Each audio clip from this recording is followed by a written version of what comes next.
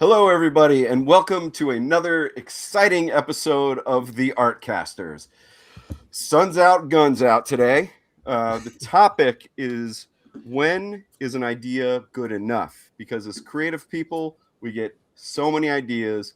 So we're going to talk about like when do you know that that's the right one? Because me personally, I pursued a lot because it's exciting in the beginning, and then as you get working on it, you're like, I kind of hate this. So, anyway, that's where we're going to go today. My name is Kevin Cross. This episode is on my channel. I also thought this would be a nice second part to last week's Artcasters, which was on Josh. I can't even talk. It's too hot. Was on Josh's channel. And with that, let's go over to and go around and introduce the co-hosts. Josh, what's up? Yes. I'm Josh. Yeah, Josh. I'm Joshua Kemble. You can check out my work on YouTube at Joshua Kemble.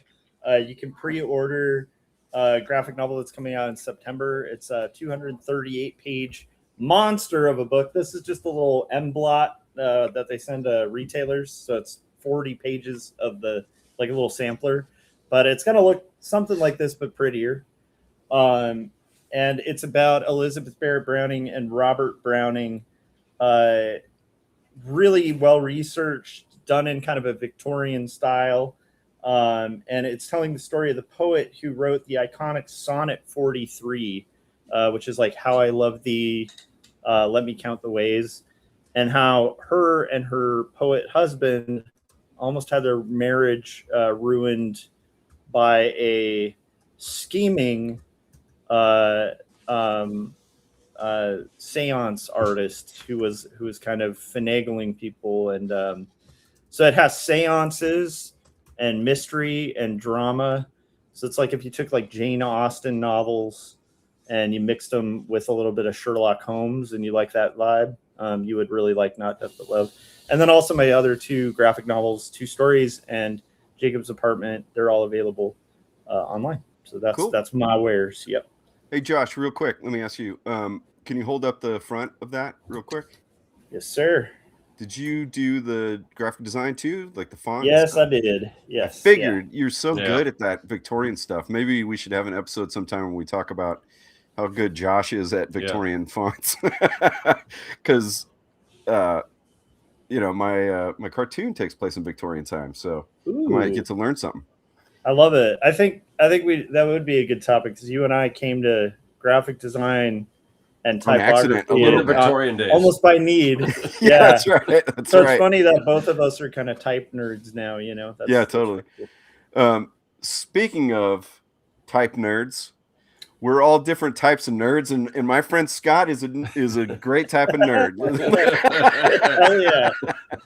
So Scott, No what's offense up, buddy? taken. So I'm Scott Cirkland. I have two YouTube channels. Both of them have videos that came out within this week.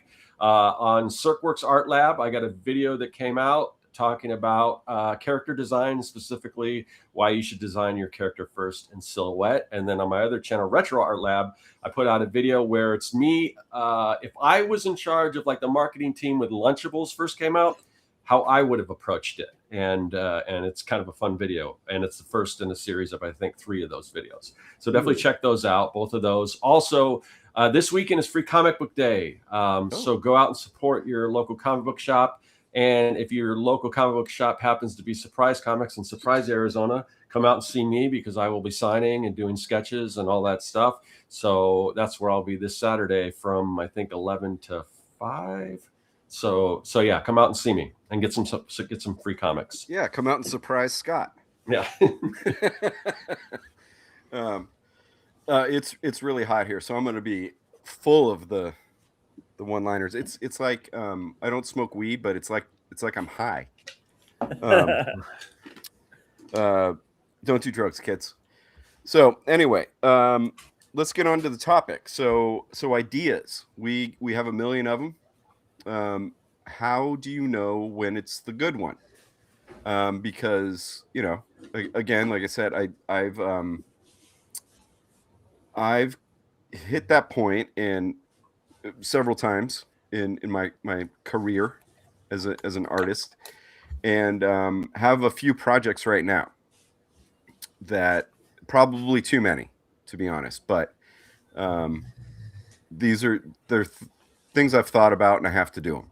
All right, but in the past, kind of going off of the topic of last episode that was on Josh's channel was, what do you do? What do you do when you finish a big project, right? And I thought it was, I think Scott, you said something about how it was interesting how for Josh to kind of rest while he thinks about what he's doing next is to actually work on another comic. Yeah. which I think is cool, because that really is telling of Josh's love and work ethic, So, but how do you decide what it is,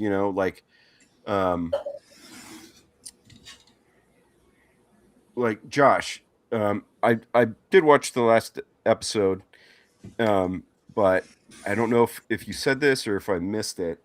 Yeah. Somehow. But what was it that made you finish that 4-year-long project and then jump into All Duck Cops Are Bastards? What was it about that was like, yep, I'm gonna do this now, Yeah. Yeah, because I mean, I think everybody who knows me would probably anticipate 2 Stories book 2, because I have it all mapped out, right? And yeah, I like the book, and but I think it's something about teaching Art 1 that I often, young artists, like, they have to, like, there's some projects where they have to kind of pick what they're going to do. And a lot of kids get paralyzed by, like, but what if it's, like, not the right choice? And then I paint something and I could have painted the cool thing, And I used to have that problem too, where I'd start like a comic page and then be like, it's not good enough, and then start another. And yeah, so I've experienced that. But this one was just an idea that stuck in my head and was just incredibly funny and incredibly stupid in like the best of ways. And I was like, I don't know, man. I have a good feeling about it, and also why not? Like I'm not.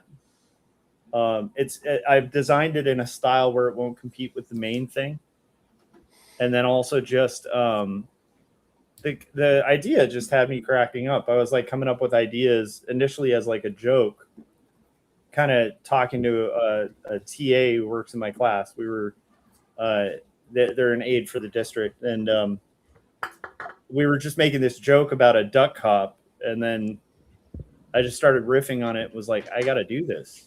It's so dumb because I came up with like a backstory. I'm like, well, why would he be a cop? Oh, okay. Well, his brother died because he was choked to death by bread, so he has a vendetta against bread. And then it was just such a dumb idea. This like cop going around murdering people because they work for the bread corporation. And I was like, oh, that's perfect. Like, it's so dumb and wonderful. And I'm like, I don't see anyone else doing it.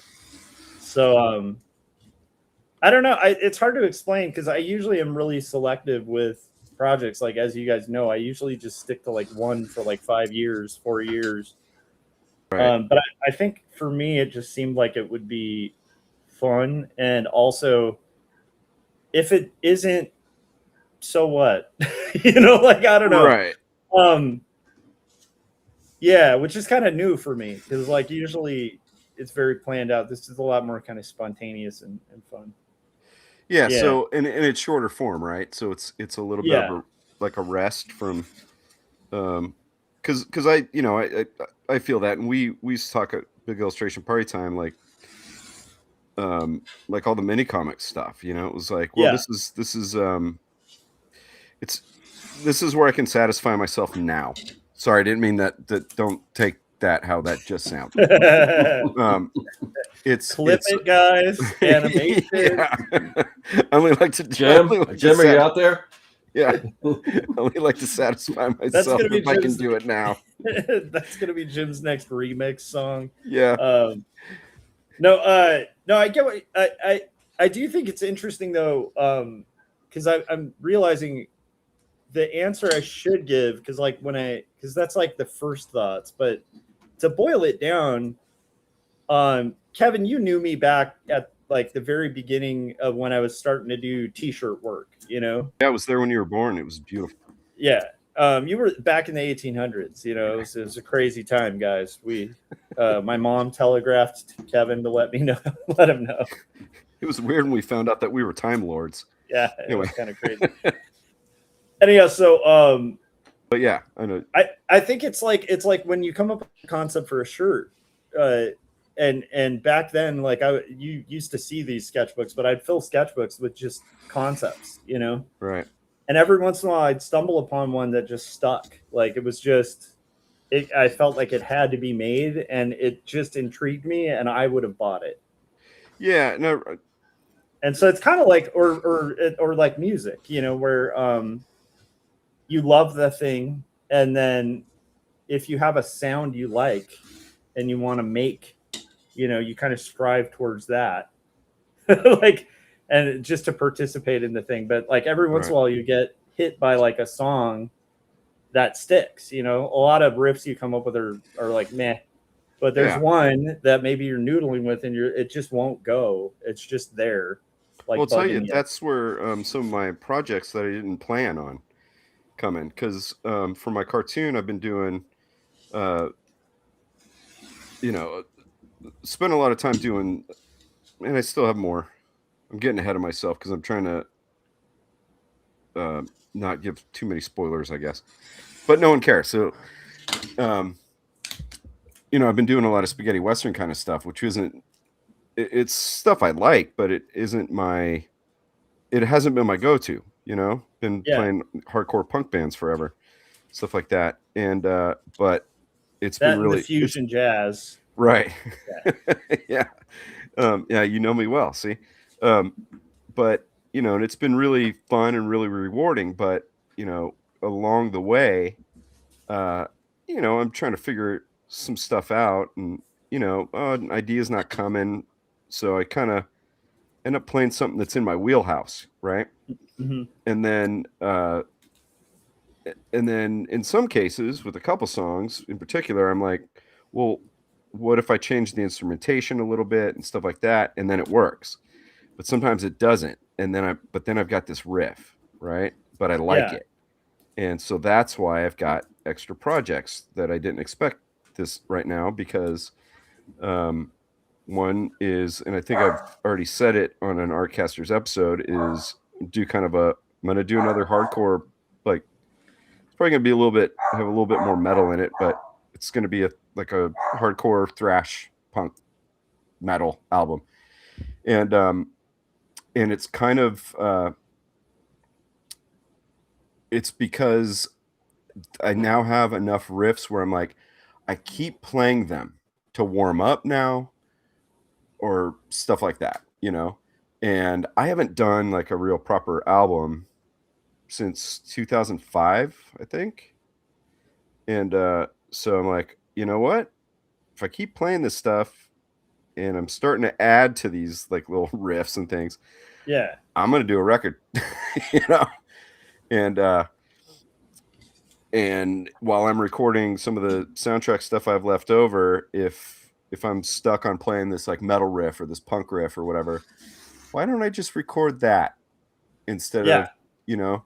And so anyway, I'll be doing a video on kind of soon on this topic, but or about the music anyway. But yeah, it's one of those things where it's not leaving my head, and the idea of working on it doesn't fill me with. I don't mean to rhyme. It doesn't fill me with dread to work on it. Yeah, it gets me excited, and you know, and I think that's a marker of I have to do this thing. You know. And like I agree with that, because I think that would be a good sign. Is like if it's kind of nagging you, but not in a bad way. It's like a excitement kind of thing. Yeah, and it's almost sometimes, you know, with the cartoon, with like making videos, when I have to do responsible adult real life things, I get annoyed with it because I'm like, God, I could be doing this like, working on my cartoon or the new record, or I got this great idea. Well, great to me, idea for a video or whatever. I'd rather do that. But anyway, let's Scott, what was it about? I'm going to say your hip hop comic wrong because I always think of Fly the Conchords. Hippopotamus. Yeah. So when I first came up with the idea of hippopotamus, my and the rhyme Nososaurus, now for me, I think with both this and my previous project, it's kind of like, for me, it's like when it becomes too big to ignore, or too, at least to me, too good to ignore. Like, because usually I think when I get an idea that I get passionate about as far as comic books, it's usually like a high concept. But just because something's high concept doesn't mean that it can go beyond the concept.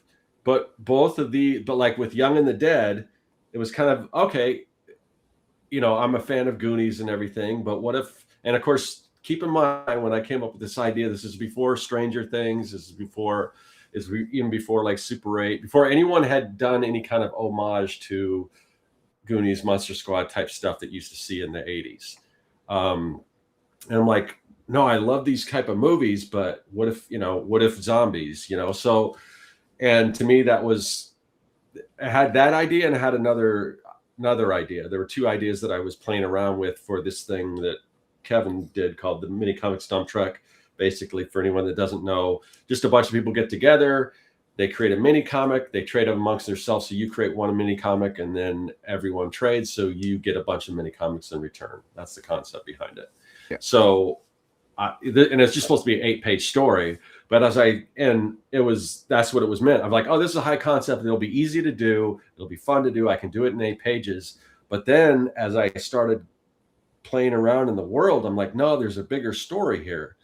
And it ended up being a 6-issue, series. And same thing with Hip Optimus Rhyme. I mean, it was kind of high concept. What if hip hop meets giant kaiju and mechs, and and then when I started playing around with the world, like all these dots and things started connect together. Like the idea of, for one, like the idea of 5. There's usually, like in a Super Sentai team, there's usually 5 heroes, 5 pilots, whatever you want to call them.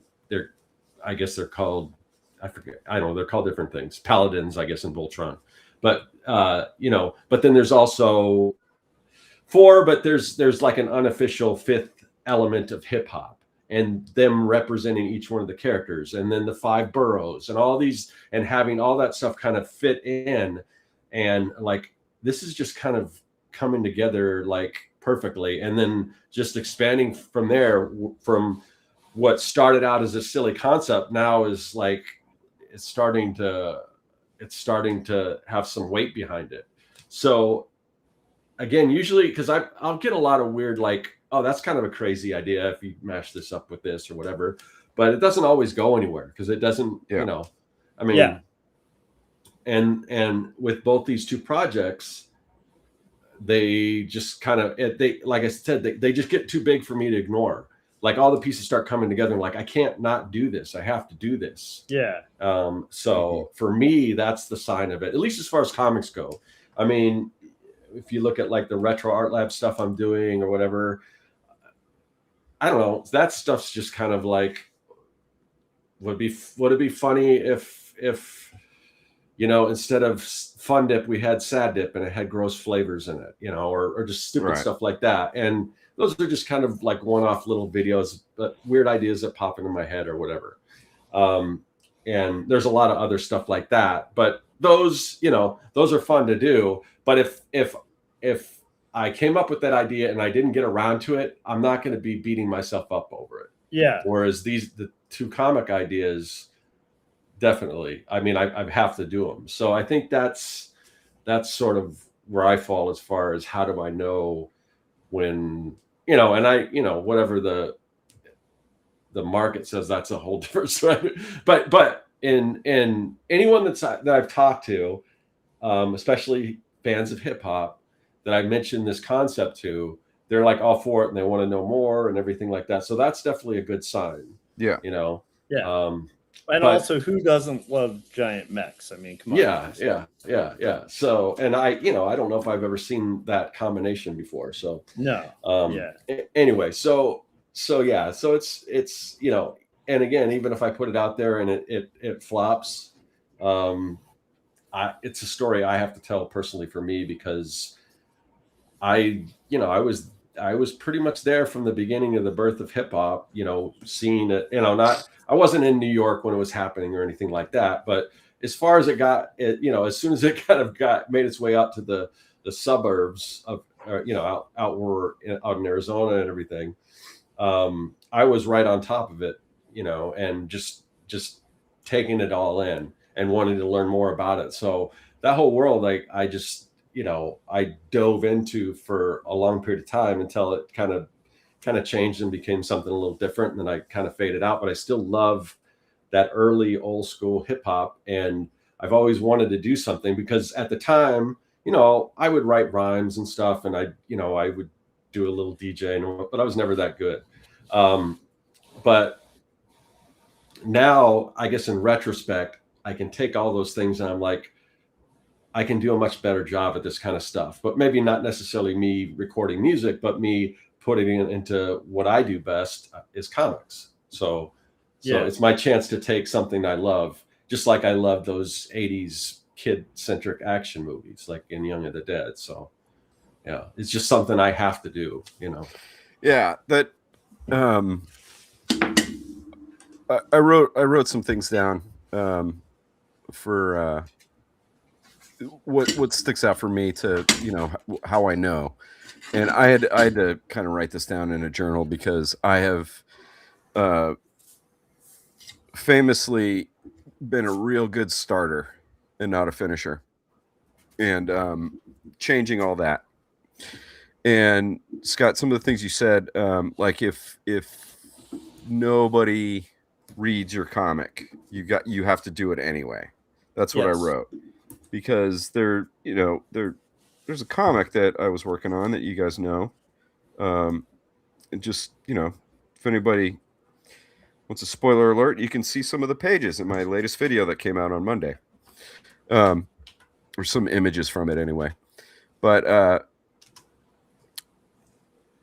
that was one of the things I wrote, was like, you are still going to work on this project regardless of an audience or potential audience. You have to do it, and you're gonna do it even if it becomes super inconvenient. Yeah, is something I wrote. Now with that comic, I got to a point where life changed a little bit, and with it, so did my passion for it, and it became a chore. And I kept doing it for a while because I thought I had to. And that's, now, you know, I kind of know how to read myself a little bit better, I think. Yeah. So now I'm like, well, if I'm getting to that point with the thing, it's not worth doing. But, you know, if it's something that I'm going to work on regardless of you know, fame, fortune, even my mom putting it up on the refrigerator, you know, then it's worth doing for sure. Yeah, I think that's a really good telltale thing. Like two stories for me is kind of that, where like this, I'm gonna probably finish because I'm just obsessive about stuff. But if like something had to go between like two stories, book two, and this, it'd probably be Duck Cop. You know what I mean? But it's like, I do think you kind of have to have, or I have to have, like, especially for because this is a 24 pager, so it'll be fun, like one and done. But to do like a big project, I think you really do have to almost feel like, yeah, like it might be something you would actually do even if there were nobody on the earth, you know?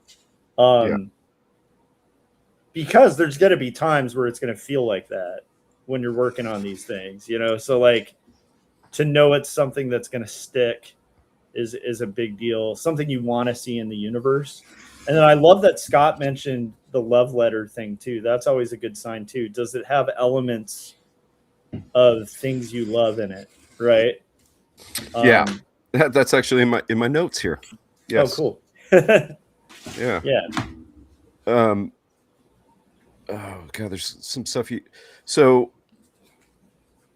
here's another telltale sign for me. If because I'm doing multiple projects at a time, and I would say that I'm including doing YouTube in that, because it is it is time, and it does take away. So that's kind of why I'm trying to kind of more gear my YouTube channel. It's not changing anything, but I'm trying to gear the things that I want to say around getting projects done and finding the through line with my topics, if that makes sense. Yeah. So, but using it, YouTube as an excuse of like, hey, you got to show up in public, because you said you would, that kind of stuff. Yeah. So in a sense, because of YouTube and not wanting to create in a bubble by myself, even though I would still be working on this stuff, I have to put things down, like I work in the cartoon, I got to put it down for a while. I want to finish the sketchbook really bad, that to the point where it feels like a project to me, like one of my projects for this, next foreseeable future. But no matter what, I now have this kind of lineup of projects where I think about them all the time, and when I come back to them after having to step away, if I have to switch gears, I'm excited. Whereas before, a lot of I've had projects where I put it down for a little while. Maybe I need to rest, or I'm tired, or whatever excuse I can come up with, some valid, some not. And then it's like I feel like I have to come back to it, and I'm not excited. Like that enthusiasm's not there anymore, for whatever reason. Yeah. So I think that is important to. It's like seeing a friend you haven't seen for 20 years, but they've been a great friend that you grew up with, that you pick right back up with. It's almost kind of like that. But I have a couple things that I don't think I always implemented or felt, but it's something that kind of has been on my mind since. So I brought this topic up as a couple weeks ago, maybe, or a week ago, in our text, where it was like, well, if we don't have a guest, maybe here's an idea, right? And since then, I kind of formulated some of the feelings I've had about why my attitude changed, or why I now have projects I'm excited about rather than I'm excited about the start and not the execution.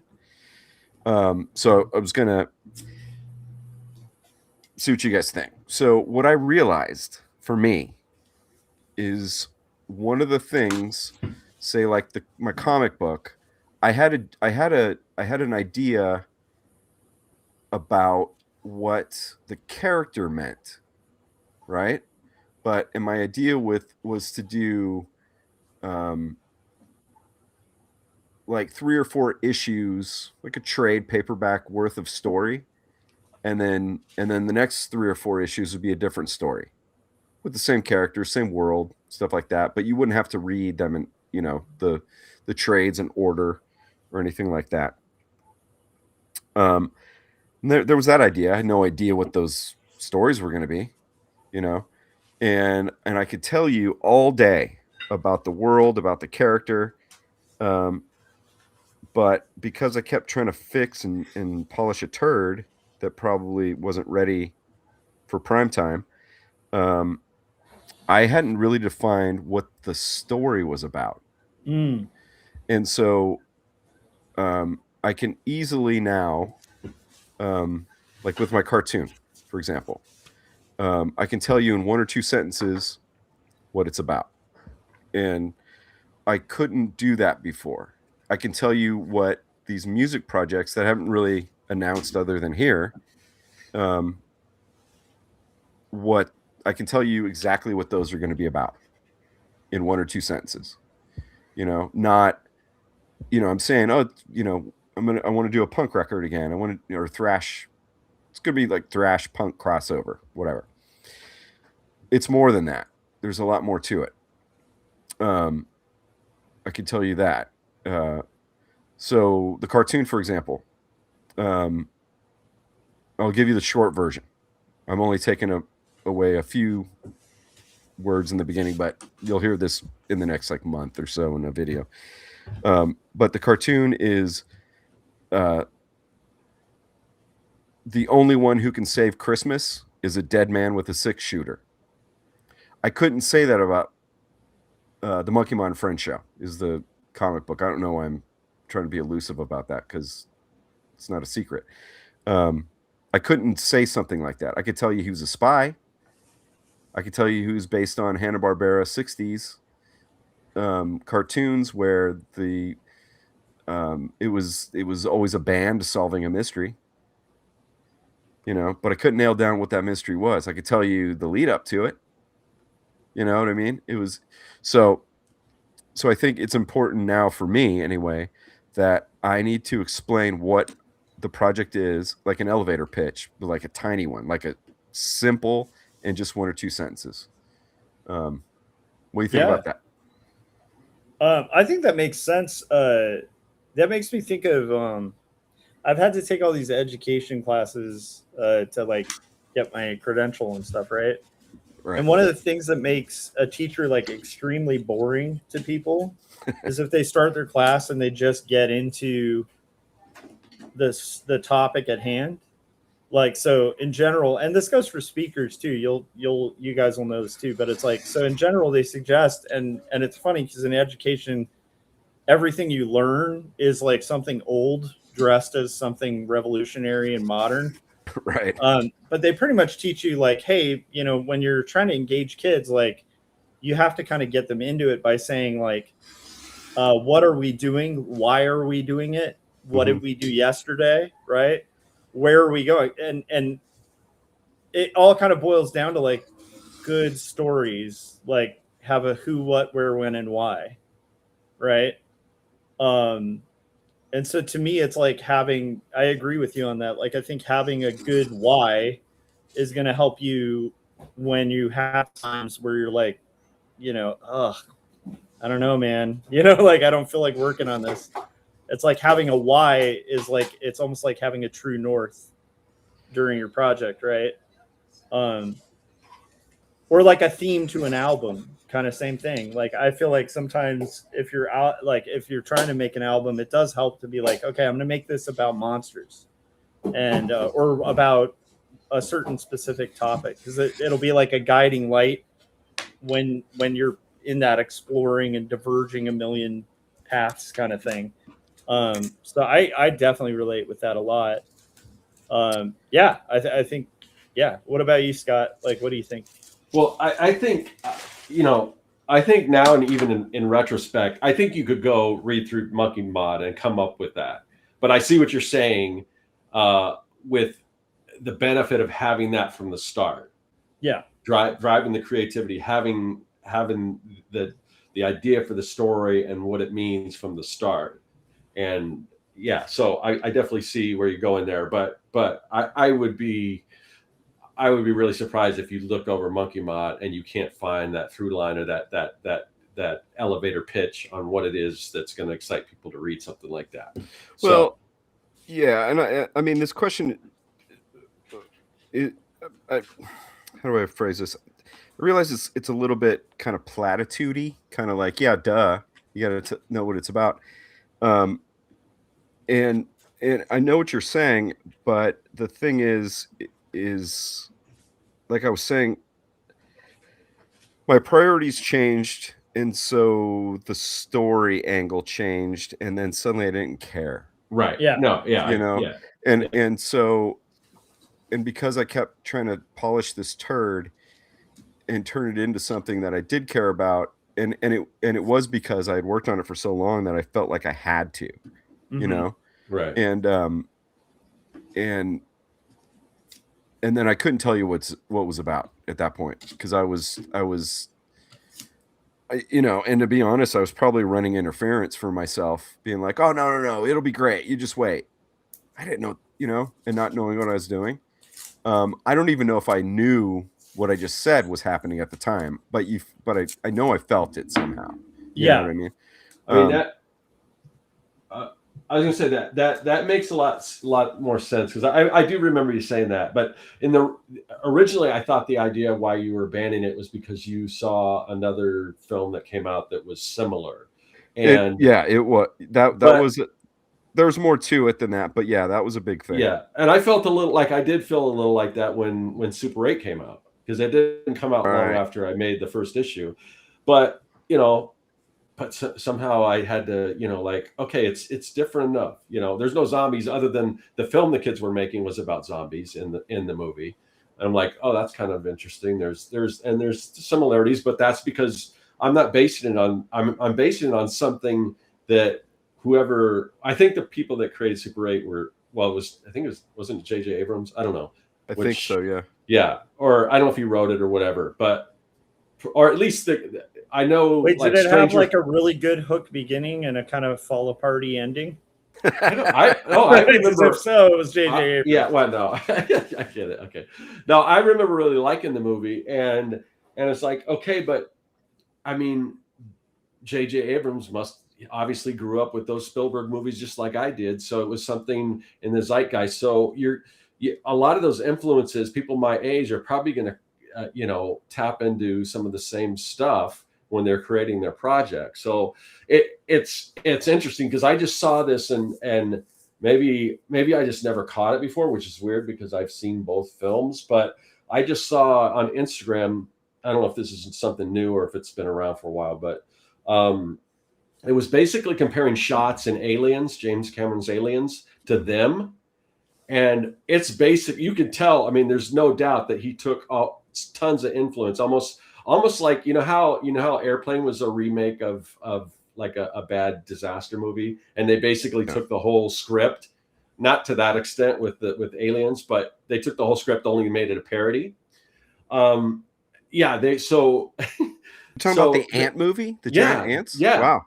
And there was this clip that was showing so many scenes that were just, you could tell the shot almost exactly the same shot. The part where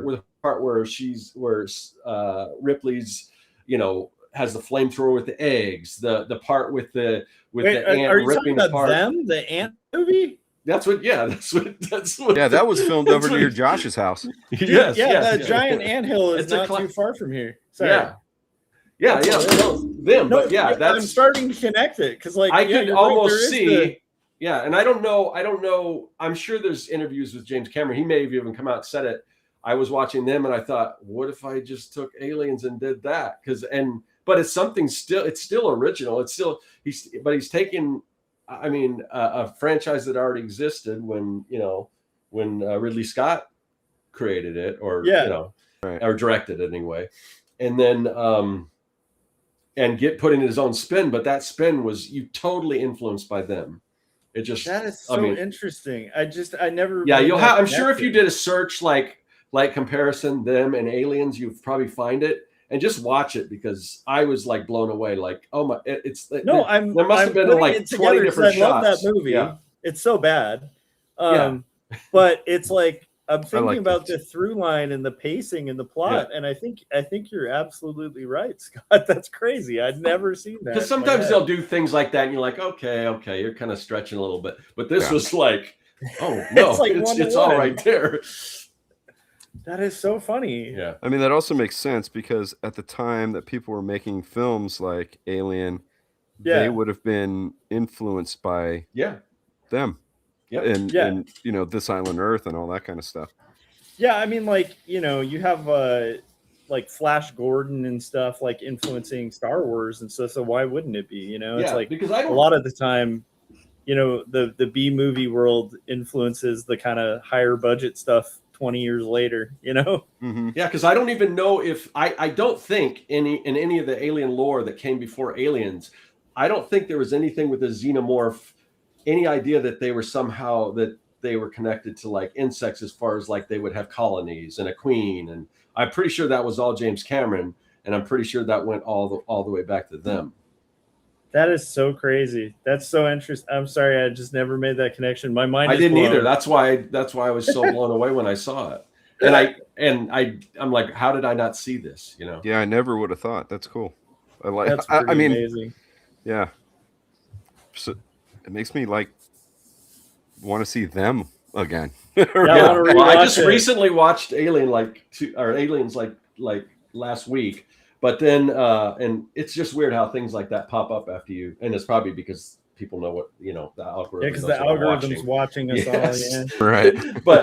but it's been a long time since I watched them. But I'm sure it's free. You can probably watch it free somewhere online. Yeah, probably.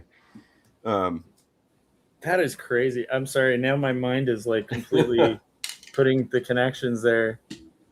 Because I actually watched that movie as a kid because of the fact that I had like a teacher in like 4th grade who mentioned it or something. They were like, "Have you ever been by the Them Anthill?" Mm-hmm. And then we drove by it, and I was like, "That's the coolest thing. It's like a giant prop anthill." And it's still there. Yeah, That's it's like right. out in like Lake LA ish area. So yeah, that's crazy.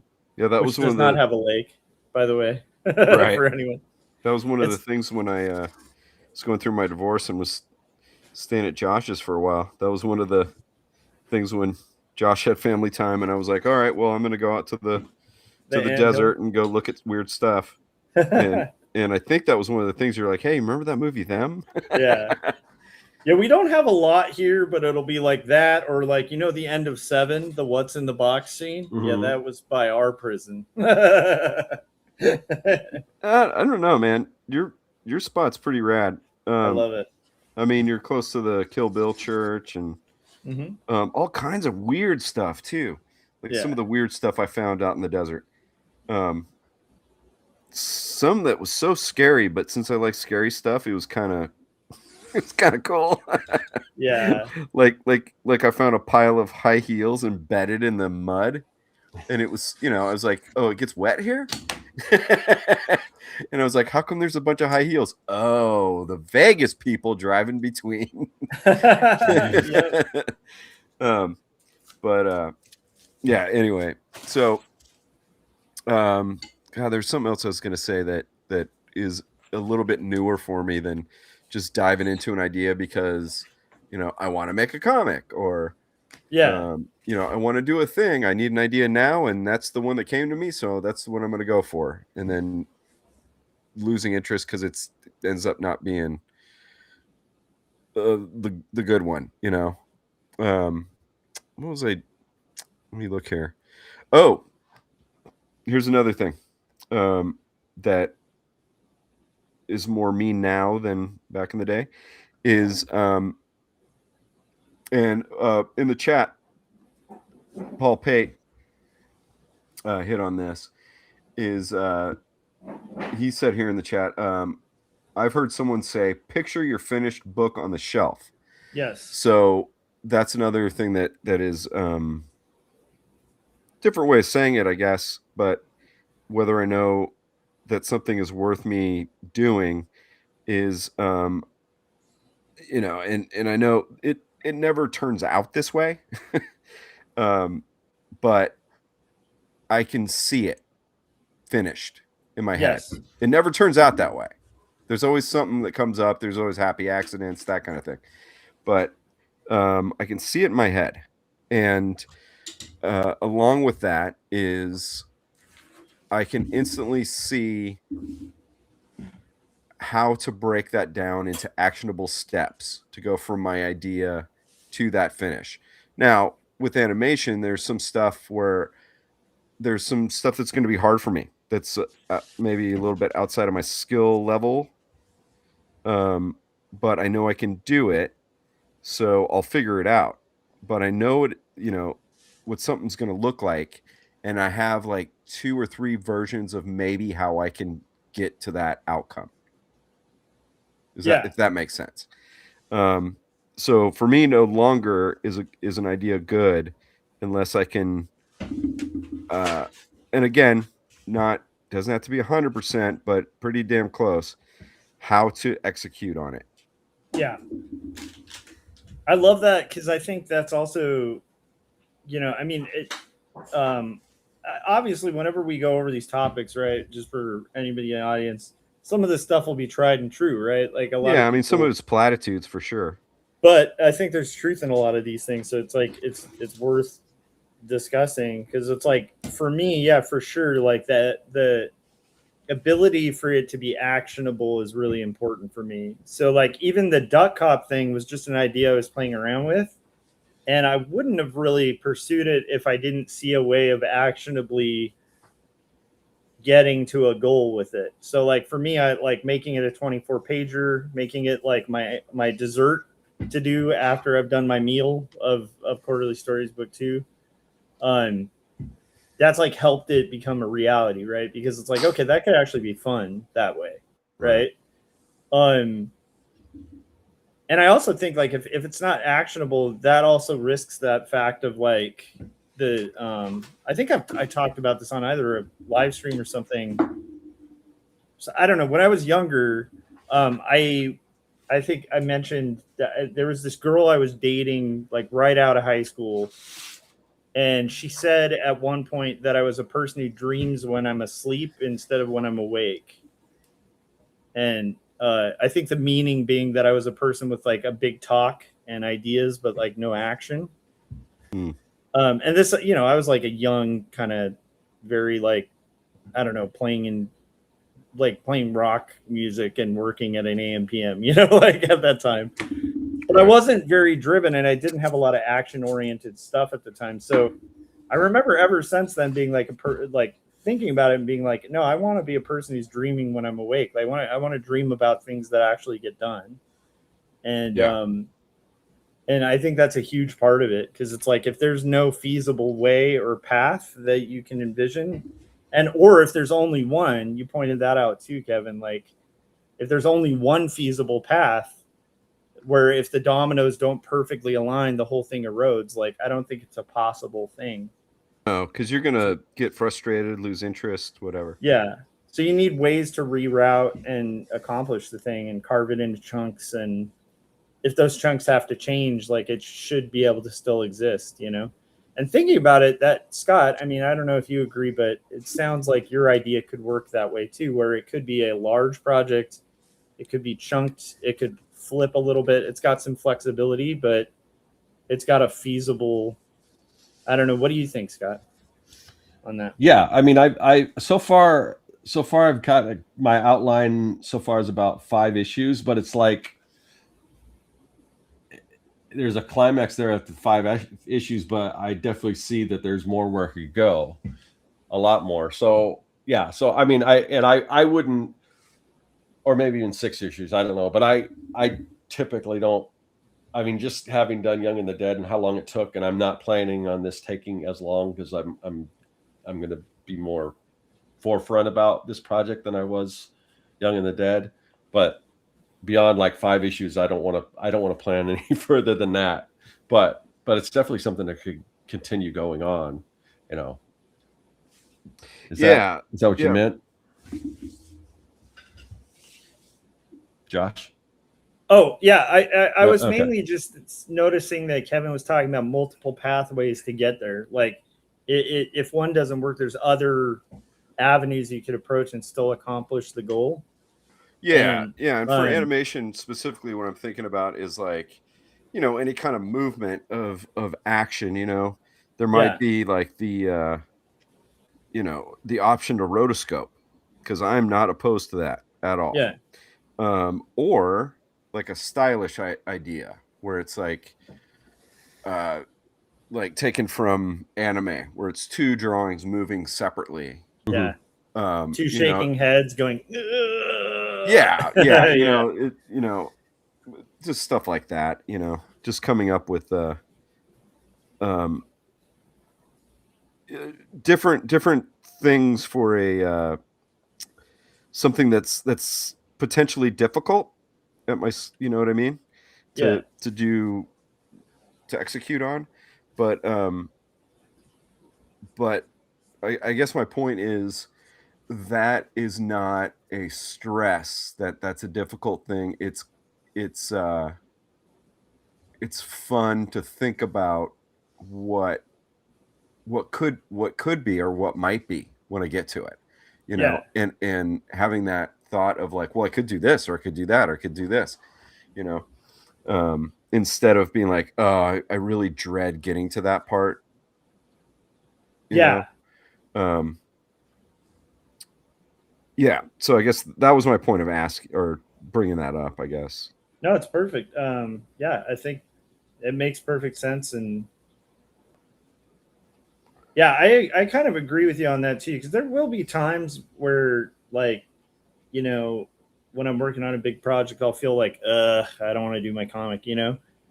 Yeah, I But mean, but most of the time, the two that like the few that I've done so far, it's like I haven't actually been dreading it most of the time. Like the majority of the time I've been working on them, I think what sustained them was that I was often looking forward to doing that for the day. Like that was my thing.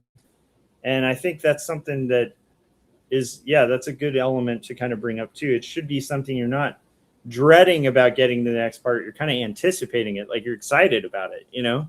You're yeah, like, oh, cool, we're getting to this next cool part, you know? Oh, I've been waiting to show this guy. Like, I think right. that's, I think that is an energy that's important. Yeah, for sure. You know, because I feel like if you're like, oh, I don't want to draw that page with all the buildings or whatever, it's gonna be a drag, you know. But if you're like, oh, I'm excited to show this thing, like, yeah, I think I get where you're going with that, because I definitely thinking about it, even though I've had days on every project I've worked on where I felt like quitting and stuff like that. Yeah, and I think Um, that part's normal, right? That's yeah, probably going to happen in any project, yeah. regardless of, you know, But I because you, think what carried him through was that where I would go, but I want to see the next, like I want to see the book, like actually want to see this, like as a reality, you know. And so, yeah, I think you're right. Yeah. yeah, Jim brought up here limited animation, which I think you can bring to other, um, you know, use that as an analogy, I guess, Yeah. for other things is you know, sometimes the simple thing is the best. That's why sometimes the Ramones are better than Rush, Yeah. you know, stuff Yeah. like We've that. talked about this, Kevin, where it's like there's some musicians that, you know, what is his name? Yngwie Malmsteen. Yeah. Like we both had a discussion about this where it's like he's an amazing guitarist, like no doubt, like he plays better than anyone I've ever met, you know. Yeah, But I he just he forgets to doesn't. write songs. Yeah, but it's his songs are missing hooks and interest, and like it gets so complex and technical that it almost forgets the whole rock and roll thing to begin with.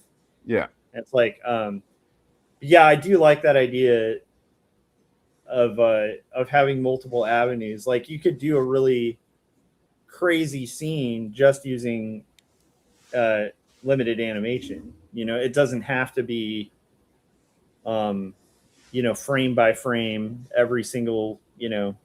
yeah. Like Yeah, yeah, when I do comics or have done comics, um, uh, I used to hate perspective and make doing the big establishing shot, and kind of got over that when I figured out a method that was easier for me, and then it was kind of fun. But then as long as people know the environment, say in a comic, yeah. um, then you can get away with like doing like speed lines and you know, stuff like that, and just like throw in like just one element, you know, as long as you're on the same page. I think if you're, you know, um, you can't 90s Image Comics everything. Yeah, hide all the hands and yeah, feet. yeah. You got to do some kind of work in the to establish. But on each page, if you do your establishing shot with the environment, I think you can kind of take that limited animation approach. Yeah.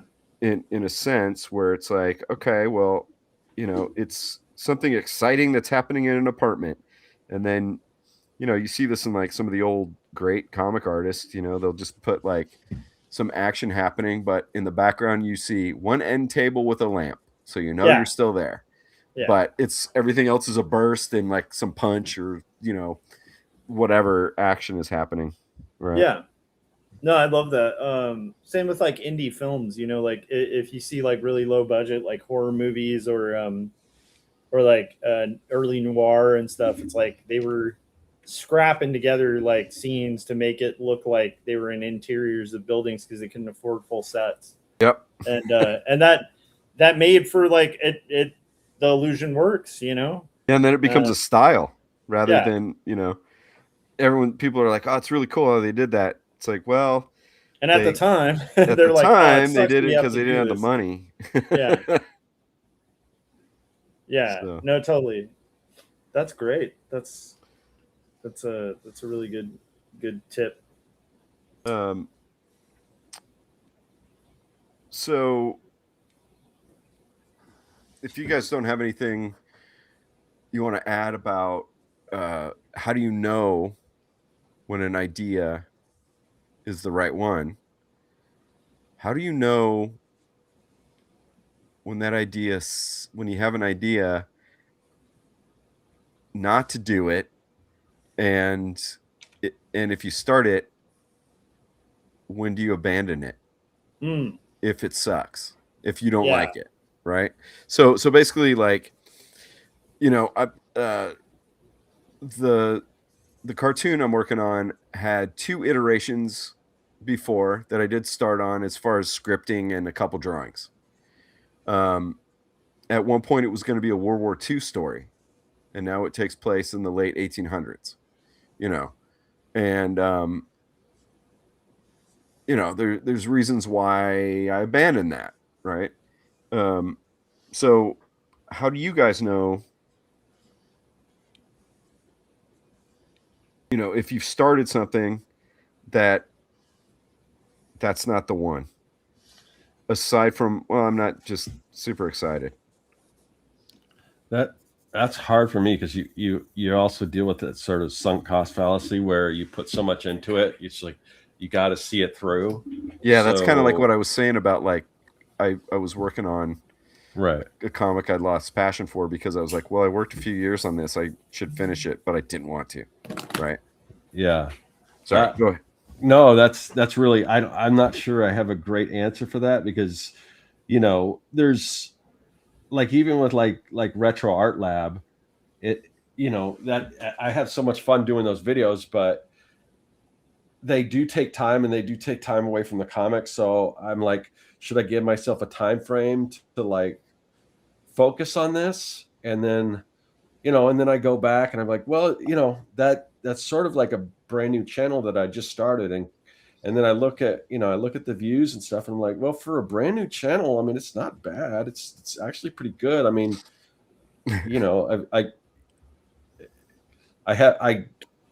originally I was thinking, well, if I could get monetized in a year, and I'm thinking, well, when did I start this and how far am I as far as, and monetize, and that's just the goal, not that getting monetized. I mean, my other channel's been monetized forever and I don't make any money, but it just as a goal, like, oh, that means $100 every 4 years. No, well, yeah, I'm just meaning, basically what, the whole 1,000 subscribers, how many viewers, I mean, it's sort of the early benchmark on YouTube to show that, oh, okay.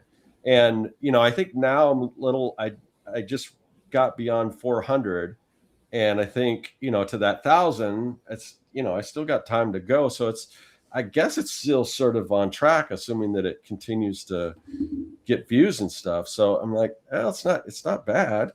So yeah, but that's one thing that, I mean, because my main goal this year was the Hip Optimus Rhyme comic.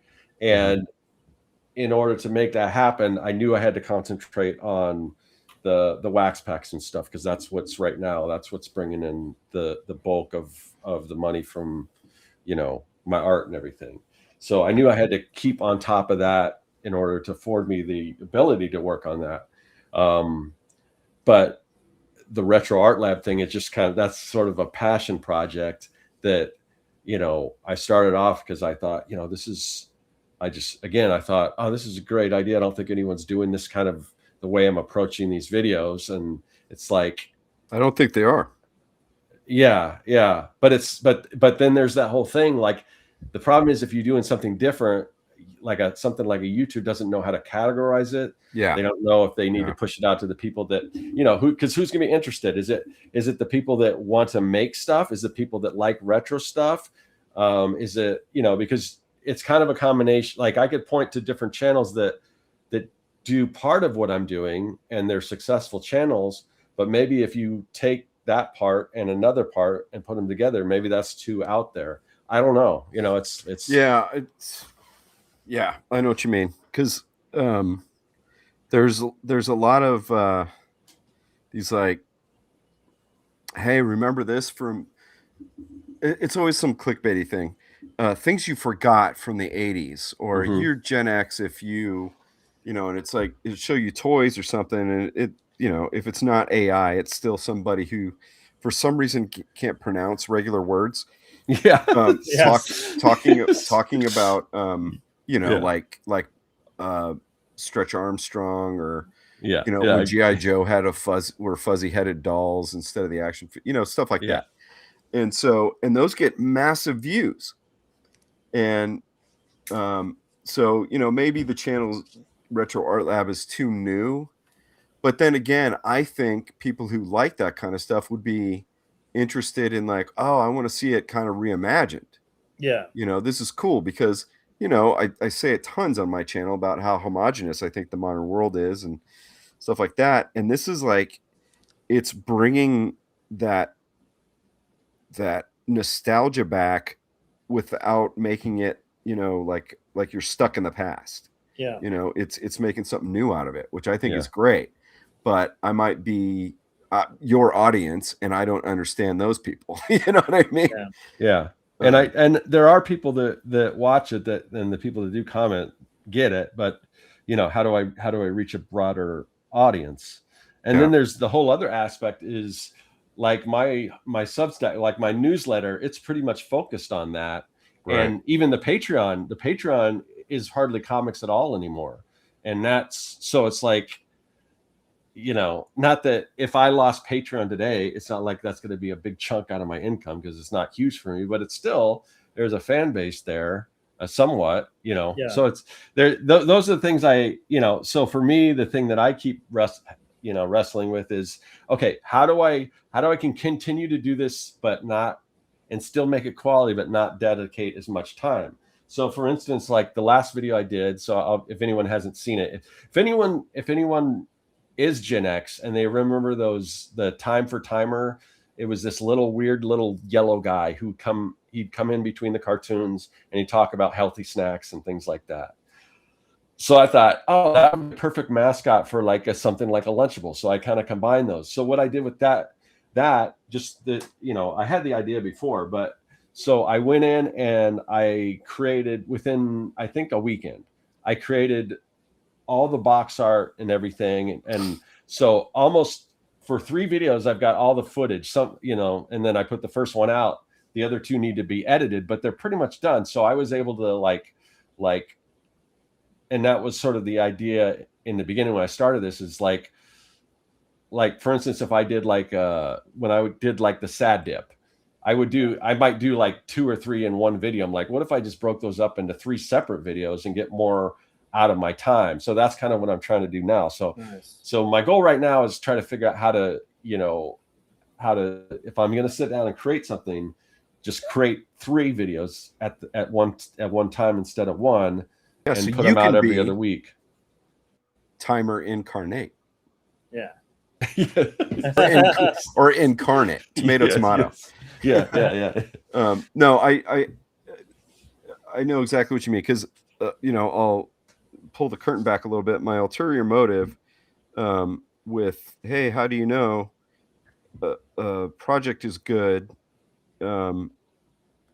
is that when I suggested it in our text, I was actually thinking the opposite.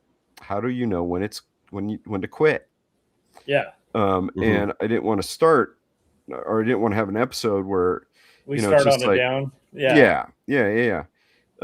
And for me, it had to do with YouTube, because something that last episode that everybody,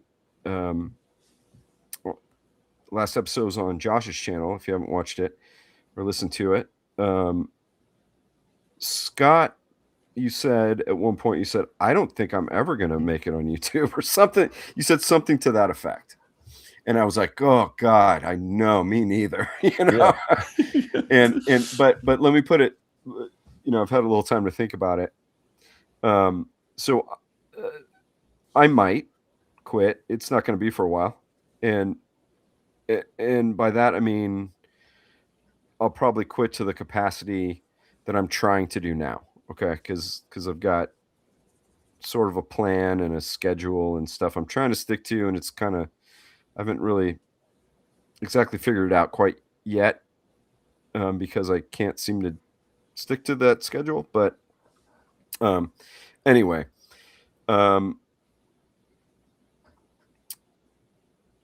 Retro Art Lab is new. My channel has been predominantly about comic books, and that's where a lot of subscribers came from when I came back like 2 years ago now.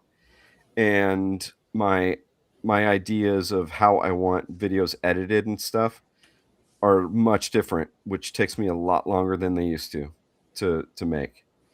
And I decided, I wanted a certain direction.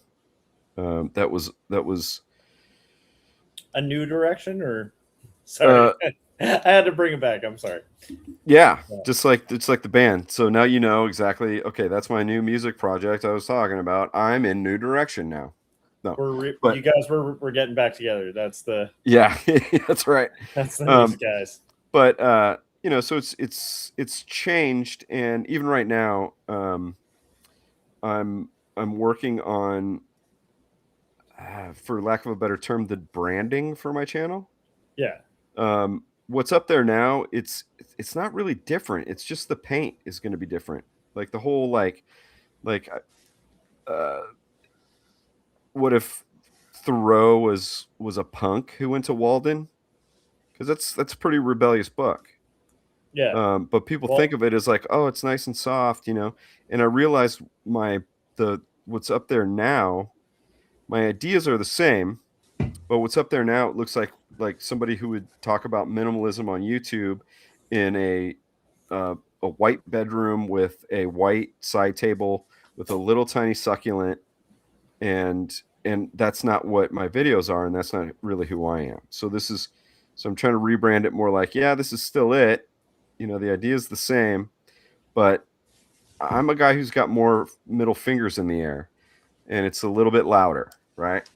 So there's going to be an adjustment. Who's going to follow that? Like people know or have an idea of what like the punk attitude or what that means to them, but we're all old now. Like punk's old. Who still remembers that other than nostalgia? Because that's not really it. Hey, this is the punk version of Walden. It is, but it's not. It's just the more rebellious Walden, Henry David Thoreau, I guess. With so anyway, I guess what I'm saying is, maybe there's some growing pains that, changing my channel so drastically and kind of, even since I restarted it, just kind of finding like, I know what I want to say, but how do I say it, and I lose a lot of subscribers all the time because I think the gist of the overall message isn't on display enough. It's like mixed messaging. And then Scott, with your retro art lab, it might be just too new to know. Like the audience hasn't found you yet. Yeah. And that's kind of why I want to stick with it. And there's some things that eventually, the other thing that I'm doing, I've done a little bit before, is originally I was doing that kind of content on my other channel. Well, and I've been here and there taking those videos and re-editing them and putting them on the Retro Art Lab channel, because eventually I want all that content to reside over there, So there's still, in addition to, make 3 videos kind of together to spread it out, also kind of re-editing videos I already have, which will kind of hopefully, and what I found was like the Kryptonite one that I just put, that was an older video that I re-edited, but it got more views on Retro Art Lab than the other ones. And that made me feel good, because that was back when I was spending 60 hours or more on a video. Right.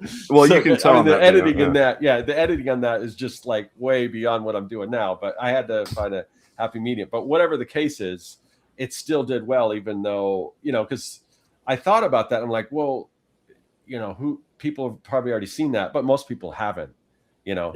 I've got so many videos that even people who've been following me, they haven't seen. There's only a very small group of people that have seen all that stuff that I did. So me putting out that re-edited video and it doing well, it shows that I'm more than likely reaching an all new audience, and that, so that'll so I'll be able to keep going for a little while and just see, and hopefully it'll grow. Because man, if that thing blew up, I would be, not that I wouldn't want to work on my comic, but I would have so much fun just doing that stuff if I could find a way to monetize it, all these, projects and stuff. I mean, I would just love doing that kind of stuff. Because then you can parlay it into working on your projects getting finished quicker. Yeah. Oh, sorry, go ahead, Josh. It's just it's hopefully if this diverts too much, just ignore it, okay? But this gets me thinking, because my friend Alan, he's a really good writer, and he wrote this book recently. It's like his 3rd book, 4th book, and it's called How to Live Well. And he was getting into like this idea of, when you're making kind of like life decisions, it's kind of important to weigh it by the good. Like, a lot of people are trying to weigh like career decisions and stuff based on money or on like all sorts of things. And I think sometimes we can lose. I'm just saying, this hit me thinking about this very topic of, I want to be working on things that are working toward the good, whatever that is. Like the good of people, you know what I mean? And I realized, like, to me, the misstep I made in my life was probably staying with art directing too long. That was something that I should have quit, probably 2 years in, and I did 10.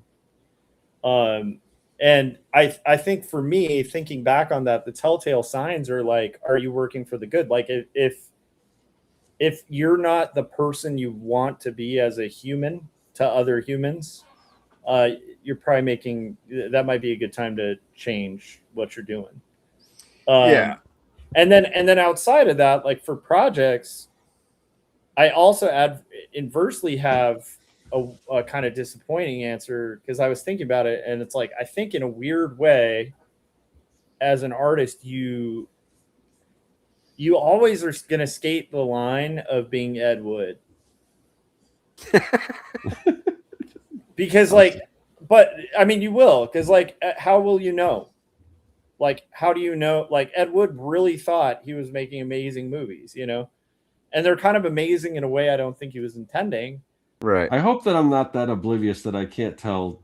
But here's the thing I was thinking about. Who do I prefer, Ed Wood or the guy who was working like a desk job making a bunch of money at the time, who made nothing? Right. Like, Ed Wood did succeed at making a crap load of movies. Oh, no doubt. Like, so So I guess that's the point. I hope I'm not Ed Wood, but thinking about it, it's like I don't know if I have a way of knowing. You know, I don't know, because I think we do risk delusion a little bit as artists. I don't know if you guys know the solution to that. Yeah, I don't know, because you know, like I was saying with like the videos and stuff, I probably go overboard on editing nowadays, because but then again, I enjoy it, because something you brought up about like art directing and stuff, one of my pros for you got to work on this idea is because it aligns with where you want your work or your life to go. Yeah, right. And that's so actually a really good point. yeah, so but then, you know, when you got that job, you know, you got a new kid, or a very very young kid at the time. Yeah. You know, you got I mean, your house is relatively new, right? Yeah. That kind of stuff, you know, that's a lot of pressure, right? So I know, like, people like us were like, I have to do this thing, Yeah. whether I like it or not, right? Where's it going with that? Sorry, go ahead. Just to tack on to what you're saying, like, yeah, but what's interesting is I make an eighth of what I made as an art director, and we're surviving, and my mental health and then also the way I'm treating people is better, right? because Okay. I'm doing something that I think is for the good. Like it's for the good of my family, it's for the good of the people that I'm teaching. It's like it's a and exactly like you actually worded it way better. It's kind of more in the direction of who I want to be. Right. And I think that's what I was trying to get at, like in our last Artcasters, that's been interesting to me, is thinking about the difference between like who we are and who we can convince ourselves we are out of necessity, you know? Yeah. I don't know if that makes any sense. I did divert and derail. I'm sorry. I got us derailed. I'm sorry. No, it's okay. I don't think you did. Okay, good.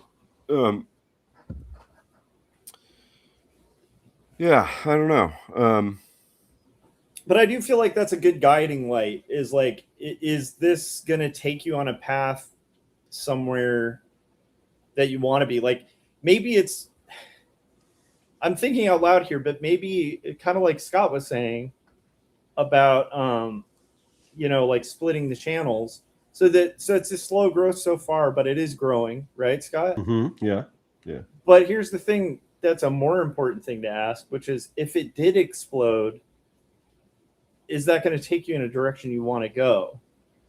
And if so, that's probably a good direction. Yeah. Does that make sense? Yeah. That's, I guess it's kind of like, be careful what you wish for, because I would, I would totally, I would love to just be able, if I could like reverse engineer all this stuff. Yeah. That would be just so much fun to do. But you know what else is really fun to do? Drawing comics. And I've got this great idea that I'm working on right now so it's like, you know, but then, you know, maybe, you know, I could cross that bridge when I come to it and figure out a way to balance those two. But like, imagine you're the musician who never started the garage band because you're on tour with Mariah Carey, and you hate Mariah Carey. You know what I mean? I'm not, because I mean, Kevin's definitely met these guys, the studio guys. Like, yep. And don't get me wrong, there's a lot of guys who do that in a way that I think probably is more of a wise decision, where maybe they're using that. Forget the director, but there's a couple directors in Hollywood who will do that. They'll do like a bad action movie that makes like millions of dollars, and then they'll use that to fund the good movies. You know, like and there's a lot of musicians who do that. Like, they'll do studio work, and that allows them to tour and gig their crazy, you know, music that they love doing. But yeah, I guess that's the point, is like, you know, I wouldn't want to be investing in something right now where if it blew up, I would hate it. You know? Yeah, I don't think that's sustainable at all. Yeah, and I think in the past I have worked on stuff like that, like Oh, for especially sure, with dude. illustration, Kevin. We took so many gigs that I'm still proud of in the sense that I made it work, but like, and paid rent and stuff with art, that's still kind of crazy. Yeah, Um, that's the example I was going to use too. But sorry, go ahead. oh, I'm sorry. You go ahead, though. You can take it. No, I was Yeah, just going to use that example too. We were doing, we were. It was a different time, but we were known as, in the field as illustrators, and we were getting work consistently. Even when we would, in retrospect, you know, because of how the modern world is, um, it was always feast or famine, but we always made it yeah, as professional illustrators. And God, there were so many times I was just like, I hate this. And I would have to tell myself, I'm doing this so that I can live to do this other thing, yeah, And I'm kind of doing that now. I hate what I have to do to make money. yeah. Um, I want to go back to dancing, guys.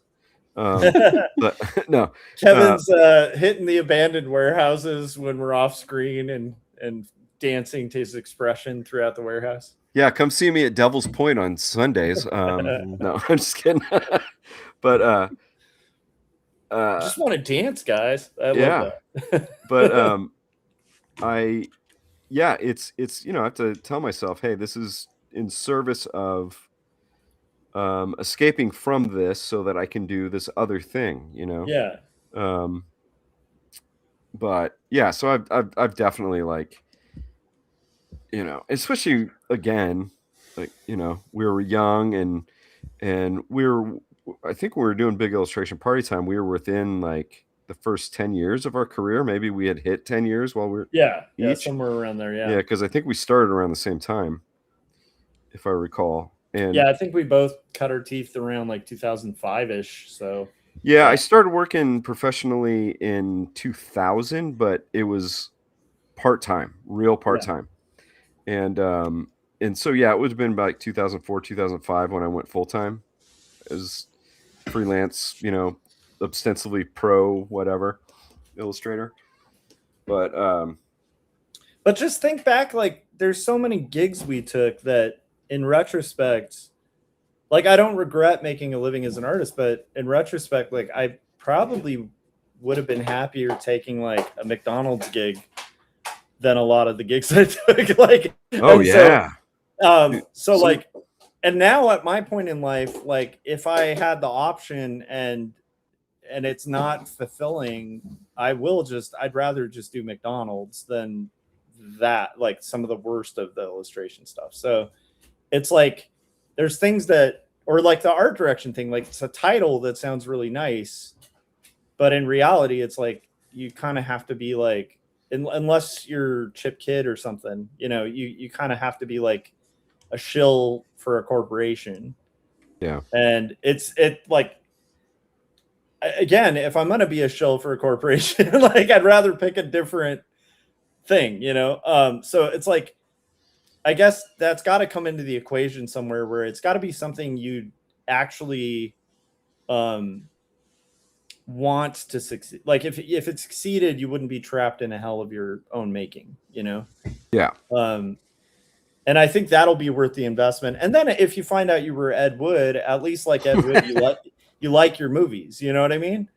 I don't know, but that is a tough one because like I don't really know if I can quit projects that I'm passionate about. Like I don't know if I'm good at quitting those things because like I'm pretty obsessive about that kind of thing. Well, I'll tell you, there's merit in that. Some of the stories that I've told. I don't know if I'm ready to tell them in public yet, because some of them are a little bit on the blue side of things, and I don't mean sad, like playing in bands and stuff. But I'm not quitting this, and I shouldn't have gone as far as I did especially with the kind of music I was playing. Like, Yeah. like this was at a time when people thought like Blink-182 was a punk band, and we were not that. You know, we were playing the really aggro stuff, and somehow had almost a well, for a while I did have a career playing that music. The Yeah. kind that you're not supposed to make money doing. And that was because I wouldn't quit. I just wouldn't fucking quit, you know? Yeah. And it worked for a while until it didn't, but it did. And a lot of people, you know, my life now is wildly different, and because it's not wild, you know? Yeah. But a lot of people don't get to do what I got to do. Yeah. I have to, I'm not trying to pat myself on the back. It's just I've been so down on myself lately, and I'm like, shit, you know, I did stuff that people don't usually get to do. You just enjoy that. Feather in the cap, enjoy it finally instead of downplaying it. So that's what I'm doing right now. No, I think you're actually touching on something I've been trying to work on the last few weeks, because I am a overly analytical person just by nature. Like, and it makes me pretty good at my jobs when I work on them. Like, even at teaching, I've gotten pretty darn good at it pretty quickly, because I ask a ton of questions and I want to get better. And I'm constantly looking at like the day before and going, what could I have done better, and trying to kind of tweak it and refine it, you know? Yeah. And I do, and I think that's just an art mentality of things. I think we're used to like looking at things critically so that we can make them good. And but that can be really negative with I've been thinking about that too. Like the last, you know, a couple weeks ago or whatever, it just kind of dawned on me like I'm not taking really credit for who I am. And sometimes I'm allowing kind of like societal expectations or just other things that to define who I am. And it's like, no, I'm actually a pretty decent person. And then like, you know what I mean? It's okay to kind of accept that and also like work on being a better person. It's like, it's also okay to accept like, you know, having a career in rock and roll is a pretty incredible thing. And that was a lot of hard work. And then touring isn't easy work either, right? No, even as at that age, you know, when your body's built for the rigors of the road. Yeah. No, that'll beat you up, dude. Like, Yeah. even as a young man. So it's like, I think, yeah, sometimes like when we're reflecting and trying to kind of improve, like it's important to kind of don't let go of the facts of who you are. And I think that'll guide through I guess to tie it back to projects too, because there's the first few projects you do as an artist, this is mostly the audience, because we've cut our teeth on our first few things, you know, but the first few you do are like filled with just self-doubt, you know. Yeah, and I think that's why I also kind of said that, because it's kind of for myself to hear it about like, no, I wouldn't quit, and it worked. Yeah, it You know, did. because you know, things are, I don't know, I'm feeling mortality. Yeah. You know, things haven't been great, and I'm like, well, fucking stick to it, dude. You know. Yeah, no, I think so. And I think worst case scenario, you've dedicated yourself to something worthwhile, as opposed to like what other, like, you know, you met my old CEO. What did he do? You know what I mean? Right. Millionaire. And it's like, dude was miserable. So it's like I don't think I kind of think yeah, we got to Walden Pond that business, you know, like be Thoreau, be present. Yeah. By the way, I love that you mentioned Thoreau, because love that guy, and I always kind of felt like he was pretty punk rock. Well, I mean, he is in the, you know, I've only read Walden, and from the first chapter of that book, that's when I was like, my channel is about, you know. Yeah.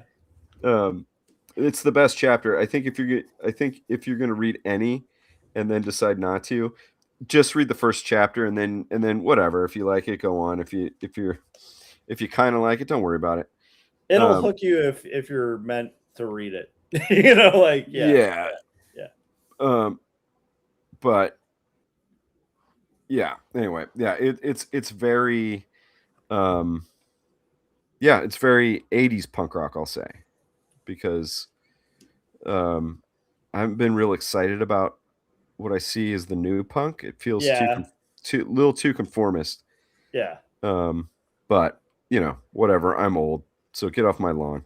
But no, I definitely kind of agree with you. I guess we have to be cautious with that term. Like, it's like, honestly, metal's kind of the same way, where it's like you could say metal. I have something I think of as metal, and then there's a lot of modern metal or new metal that I wouldn't call metal. Yeah, totally. So, and it's yeah. We have to. Yeah, I mean, when you put things in that term, sometimes I'm like, well, at least someone's listening to it. Yep. At least it's still alive. I will say, like, there's still some kids, still rocking some of the old school. Yeah, it's my funny daughter talking to them though, because a lot of them have like they're close, but it's like our view of like the 60s was. Well, in that case, I just think, I've said this to my daughter too, because she likes old punk and old metal, basically my stuff, or our generation, whatever. And I'm like, just sometimes she finds new stuff that I don't care about, and I'm like, well, you got to find your way, But you're in my house. I love it.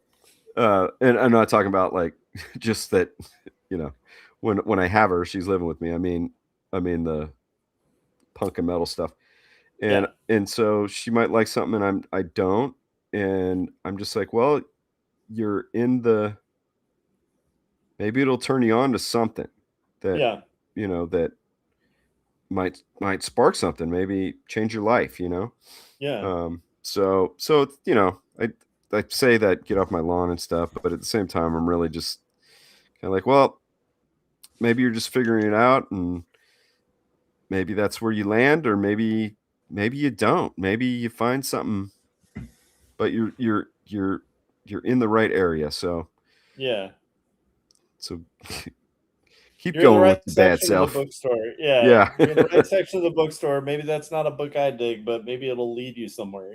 Yeah. I don't know, Scott. What are your thoughts on all our rambling?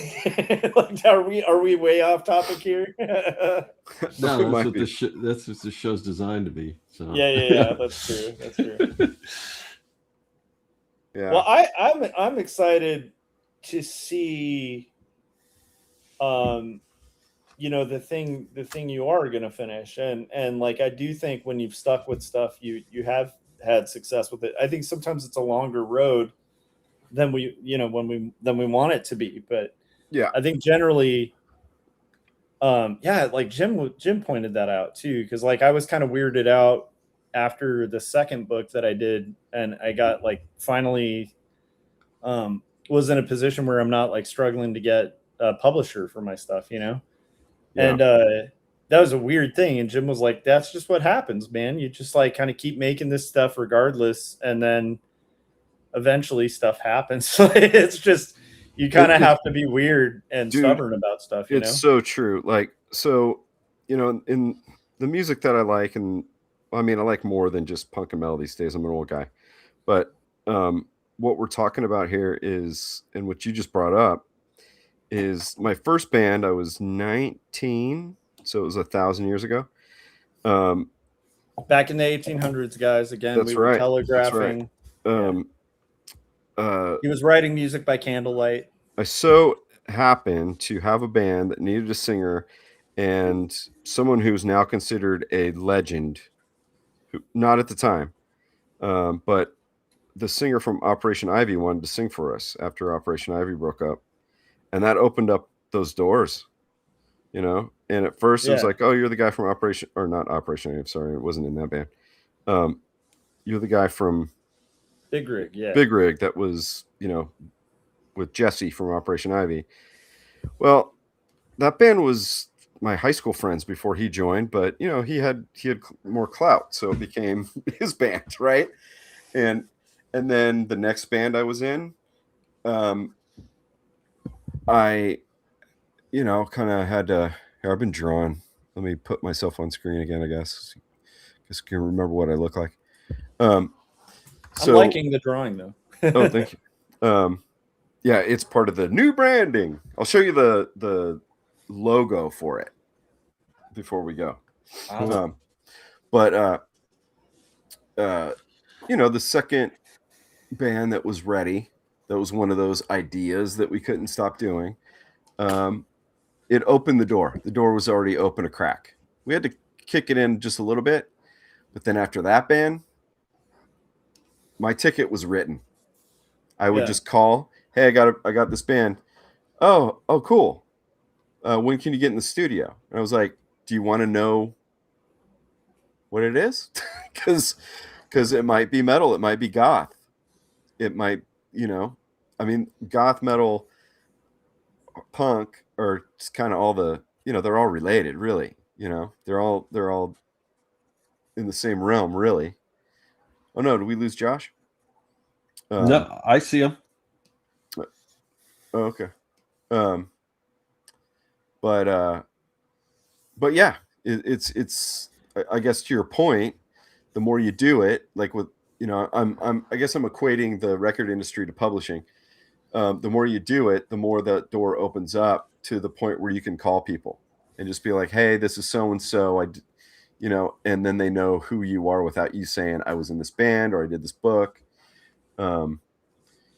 So yeah, and then you're building up a back catalog so that when a door opens, like you have stuff to deliver. So even stuff that may not have hit, it's like the second there's a crack in the door, you can flood the floodgates, Yeah. And so, yeah, I don't know. I think Jim's onto something there. He's definitely way further along with it than I think any of us, honestly, with that. Cause I mean, he's done hundreds of animations. But he's never stopped. And it's right. like, I think there's something to that because now he has a catalog. And so when opportunities open for him, like Animation Plus and stuff, he can just go, not only do I have these, I have all of this, and so I don't know. I think there is something to that. And again, it's hard to tell if we're Ed Wood when we're making these things, and maybe we are, but I don't know. I'd rather be Ed Wood than like some normie. Like, I don't know. Because I mean, I struggle to sit through his movies, but I still appreciate that they're out there. I think if Ed Wood was still alive and we had gone back to one of our questions earlier, if we had asked him, is this something that you would do even if no one was watching? I think he would have hung up on us. Yeah. This is not worth my time. That's true. I've got 12 hubcaps in the garage. I'm doing an alien invasion picture. But I think that might be the attitude that's kind of required. It's like you got to kind of enjoy the process of being the garage band, because that's where all the magic happens that allows the other stuff, Yeah. Yeah. Well, we were late, but do you guys have any finishing thoughts, finishing moves on this topic?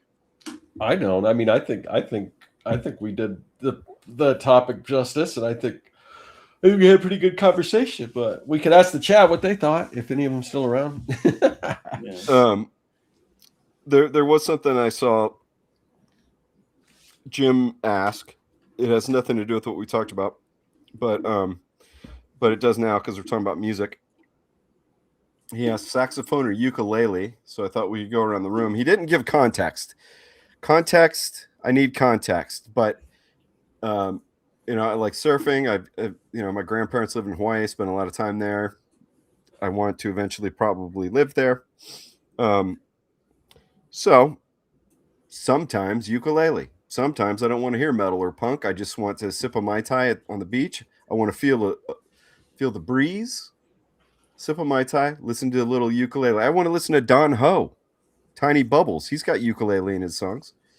But more importantly, right now, where I am, my answer is going to be saxophone, but only when the streets are wet and neon lights are shining and reflecting all over the place and somebody is solving a crime that I can watch. Ooh, I like it. All right. I love it. Josh. I'll pinch hit this question. I equally am a little mystified because I'm like, if we're talking playing, definitely not saxophone because I can't do any blowing instruments. Like I don't do that anymore. That was my youth. No, I'm just kidding. That was prison. Josh is a free man now. Yeah. Sorry. 654 was my number. Okay. So anyhow, I was about to get on a tangent about that. Stop me on the tangent. Okay. Ukulele for playing for sure, because it's like an easy guitar. I just have to look up the chord charts and it's pretty easy to remember. But for sound, I love, like Kevin, I love like cheesy Hawaiian music. I love non-cheesy Hawaiian music. I love some folk music where it's like an accompaniment. I like some bluegrass and like ukes. How about the Sonics? The Sonics is like one of the most badass 1960s like proto-punk bands. Yeah. And saxophone is all over that, and not in like that Careless Whispers kind of way. So good. But then I really feel sax when it's done well, and then I really detest sax when it's bad. Like when it's real commercial and it's saxophone, that's where I like want to dislike saxophones. But if it's like we're talking to like listening to like a jazz band or watching Cinemax late night and seeing a little bit of love making. Yeah. No, I can feel both. I can feel both. And lately, strangely, I've been appreciating horn sections more than I used to. So I'm kind of on Kevin's vibe on that one. What about you? I know what Scott's gonna say because I'm thinking of like. I wish one of us had a sax. Yeah. I really you want to hear it. Sax, so you could be like, really, what I choose is, and you do the that old Sesame Street. Yeah, there's a lot of good hip hop where they sample some saxophone. Oh, dude, I love Gangstar and Guru. the Jazzmatazz albums. But that's and a great one is May They Reminisce Over You by Pete Rock and CL Smooth. Yeah. I don't think I know that. I'll have to check that out. No, that's so good. But so I do, but it depends on the vibe, you know? Like you're saying, if you're in the island vibe, you want to listen to a little ukulele. That's cool. I dig that. But so yeah, I don't know. It just depends on the vibe you're in. But none of the like smooth Kenny G jazz, that type of stuff. No, that's garbage. Yeah. That's dentist office music. I don't want my music to take me to the top floor of the elevator. Okay, I'd rather be chilling at a lounge. If I'm listening to sax, I want to be not even at a lounge. I want to be at a bar. Okay. Yeah. If I'm listening, sorry, go ahead. Go ahead. Go for it. If I'm listening to Kenny G type stuff or oh God, I can't remember the guy's name. The guy who was in Entertainment Tonight, but he did records. You know what I'm talking about? Yes. I want to say Peter Tosh, but Peter Tosh is a reggae guy. Yeah. But it's something like that. But anyway, if I'm listening to that stuff, I'm ignoring it because I got a Highlights magazine. Because anytime I'm in a position to hear that kind of garbage, there's always a Highlights magazine next to me for some reason.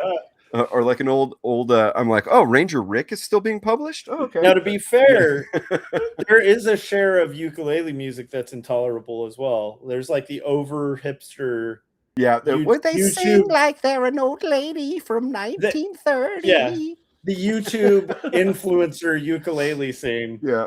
can get on my nerves quite a bit. So there's that too. So I'd say they're kind of equally annoying when they're used wrong, but like all powerful, tools, like with great power comes a great responsibility. So yeah.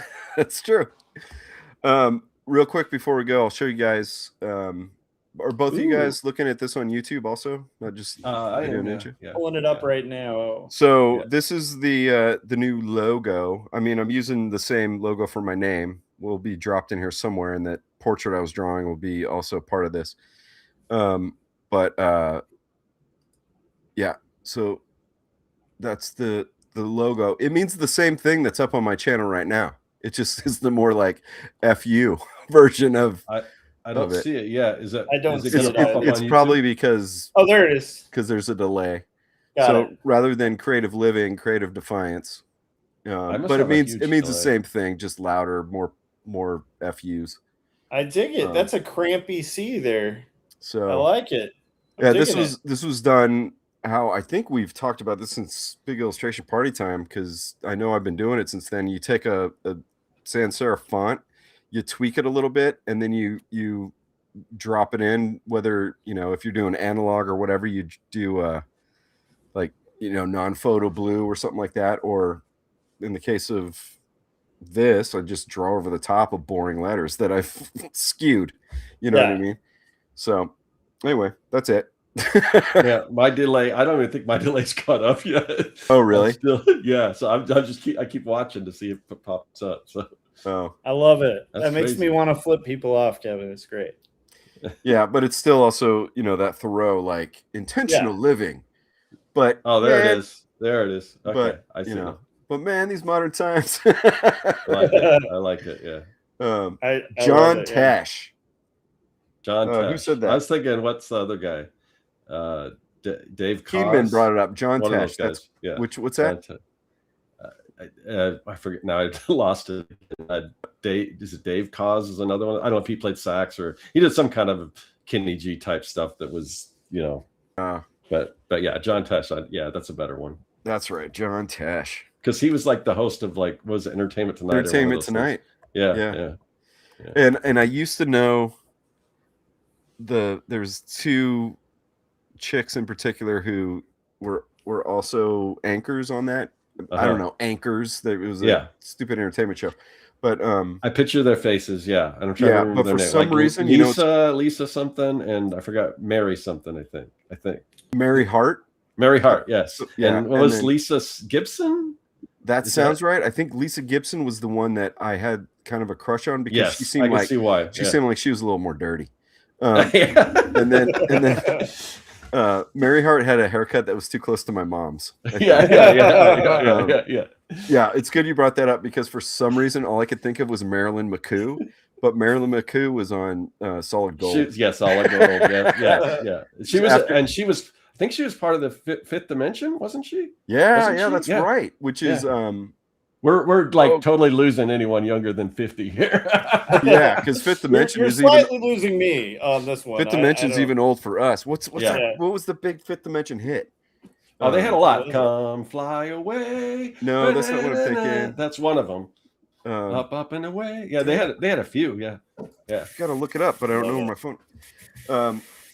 When I have to drive when I'm, for a living. I listen to because I've got Sirius XM in the car.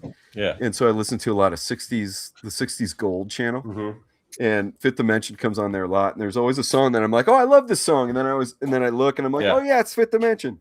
Yeah, she was in that. And then she did some disco stuff for a bit, which I don't care about that. But the Fifth Dimension did some, the old soul stuff. That's it's so good. Yeah, it was I don't know that they were that soulful though. They seemed, to me, it seemed a little would say crossover. Like they would have a bigger white audience to me. Yeah, they had that. Didn't they play at Woodstock? Didn't they do the Aquarius from Hair? Oh, that's it. It's Aquarius and because Aquarius. This is the Age of Aquarius is also like has a slash and it goes into that other part and they call it another song, but it's like the same track. Yeah. Yeah, what is that other part? But yeah, you're right. That is kind of white hippie music, isn't it? Yeah. But I thought they did kind of like soul music too. Like they probably, and like it could have been where they started off that way and they kind of evolved, like a lot of Right. bands kind of crossover, Yeah, going to pop because they know which. Because Know for their some bread's reason I buttered. thought that they were like not as. Let's just talk about soul music for a second. I love Otis Redding. Yeah, dude. And so he's These Arms kind of of Mine is still, like, in my opinion, one of the best songs ever dude. Coffee written. and Cigarettes, like dude, every song is a hit or should be with that guy. I feel like they started trying to like be in that kind of realm, but I don't think anyone, for my money, can top Otis Redding. There's some greats. Ray Charles is up there. Right. Who did Pusher Man? Pusher Man was not Curtis Blow. When I'm thinking Curtis Mayfield. Curtis Mayfield's pretty amazing. Because I was about to say I'm Curtis Blow with the latest. Because I was listening to that driving to work today, and I just felt like the coolest guy in the world driving to work. I was like, I'm your Pusher Man. I'm like, hell yeah, I am. I'm your Pusher Man. That's a good album. That would be like kind of borderline disco sometimes, and I don't like it, but it's got that 70s. It's got enough of that 70s funk that makes you feel cool. It's total 70s cop show vibe. Yeah, when the freeze frame comes up. Oh yeah, I mean it's Starsky and Hutch music. Like when they go go see Huggy Bear. Yeah, I don't know, guys. Though I put on Tijuana Brass the other day. It was like, I love this. Like I can't. And I grew like when I was a kid. That's all. Like that was grocery store music back there. Yeah, but I love it. It's so good. It's like there's something about just. I have that album. I bought the album. It's amazing. I made fun of it so much. I was like, this is grocery store music from when I was a kid, and then just I don't know. This is a few years ago. I was like, I like some kind of shitty music nowadays. Yeah, me too. I don't know what's happened. But when Biggie sampled that part, that one little part that goes bam, that part that I'm talking bam. It's just that one little thing. It's like, oh man, that was like brilliant. That's good stuff. Yeah, guys, get out there, listen to some horns, okay? Don't be too biased. Hey, like if you want like legitness too, I mean the Stooges used a sax, okay? So there you go. So a lot of the early rock and roll used more sax that wasn't in a like Saturday 80s Neon Nights kind of way. They like I love Fats Domino quite a bit. He was a piano player, but for the tough parts would be this sax. Yep. It was really, I love the Lost Boys, but that sax guy, go to hell. I don't care about that. I don't care about that. I want to hear, I mean, look, I do like to oil up. All right. but give me some and of that. I will say the sexy sax guy thing that went on YouTube was like one of the best versions of that style of sax. Like there's a fun to it. I am slightly joking because honestly I am from the Bay Area in California, and Santa Cruz was one of the big spots I would cut school to go surfing in. It was not far from where I grew up. Real fast car ride, and where the Santa Cruz boardwalk is, which is where a lot of Lost Boys, there's a lot of scenes filmed there, where the sax guy played. He would play there. They used to have a stage on the beach there, and I've seen him play twice, and on purpose. So I am just kind of trying to be too cool for my britches, I suppose. I love it. It was cheesy as all F, but a good time. Yeah. So anyway, I think we're getting on to another music casters. Yeah. Well, that's art. Oh, I know. It is. Yeah. I mean, I totally. I was going to have the guest that I something came up, but the guest that was going to be on tonight is an old member of Pitch Black that I was in. Nice. Yeah. And he my favorite of your older bands. Like that's definitely my top one. I love to hear that because no BS. That's my favorite band I was ever in. Great guys. Yeah, it was just a fantastic experience. But and this is another brother from another mother, and he was not a visual artist when we became friends, when we started the band for a long time, and now he makes more than all three of us put together as a visual artist. So I wanted to have him on to tell it. He didn't go to school for it, nothing. I love it. That's so great. So that'll come up when we figure out his schedule. But anyway, amazing. But yeah, it's art. Music's art. So yeah. All right. Well, let's. Isn't life an art? Isn't life itself an art? Man, isn't it though? All right. Okay. I was about to be like, okay, this is now Artcasters After Hours. This is where we take calls, give advice. We've become the therapy casters, and because we're all types of nerds. Truth. See how I brought that back around? Let's talk about what types of nerds we are. How about let's do our sign-offs. First, I want to thank everybody for hanging out with us, hanging out in the chat, and people who are going to watch it later. But people who came here, I mean, honestly, you're rad. You're more rad. Sorry, everybody. All right. You're on my channel. My name's Kevin Cross. I would love it if you would like, subscribe, do all that stuff. The algorithm needs you to do. And quick news, I put out a video on Monday called The Revenge of the Cursed Sketchbook. Yes. So I'd love it if you would watch that. Maybe like, subscribe, give me a comment, let me know what you think. All that kind of stuff. So yeah, you're on my channel, so you probably know what to do. We're gonna save Scott for last because he's got the final word. He's got the hookups, guys. He's our pusher man. Yeah. If you have not yet pre-ordered Not Death But Love, pre-order it. Consider it. It's deeply researched and strikingly illustrated. I'm reading the back matter.